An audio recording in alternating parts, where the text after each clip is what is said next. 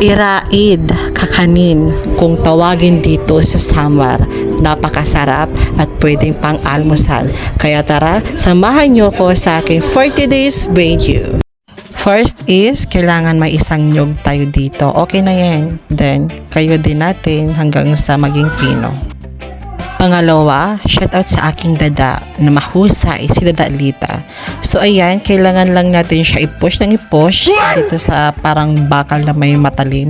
Hindi ko kasi alam ang Tagalog nito kaya wala kang pakialam. Hahaha, joke lang naman, nadumot ka dayon. Mga ilang gabi lang mga ka-vibes, marami na yan. Sa pangatlo, kailangan may dahon tayo. Sa totoo lang, hindi ko alam kung anong dahon to. So, suggest ko lang po, pwede po ang dahon ng saging. So, ayan, pupunasan lang natin siya ng malinis na pagkapunas gamit ang malinis din na pamuna, syempre. So, andito na tayo sa pang-apat na tip. Nilagay na nga pala natin dyan ang isang mangkok na gata.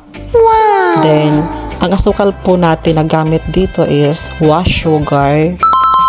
1/4 lang. Para hindi masyado matamis, tama lang. Kaya iwas din tayo sa matatamis mga ka-vibes, lalo na sa may mga diabetic dyan. At dito, nag-add lang tayo ng vanilla. Pampabango lang yan mga ka-vibes para mas nakakatakam amuyin ba, diba? So, tatlong takip ang nilagay natin dyan. So, pagkatapos, imimikos-mikos na natin. Actually, yung mother ko dyan nagmimikos-mikos. Taga-video lang naman ako. So, tinuturo ko lang naman sa inyo. Huwag na kayo magalit.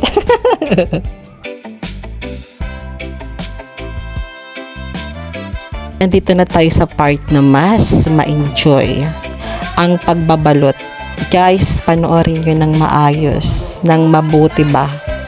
So, ganyan lang po magbalot ang aking nanay. Wow! O, diba? Nakikita nyo naman, diba? Napakadali lang. So, ganun lang ang pagbabalot. So, ayun na, ka-vibes. Madali lang siya. Hindi naman masyadong ano. Pero depende rin po sa inyo kung paano magbalot. Kasi iba-iba naman tayo kung paano magbalot. At yun lang. Thank you.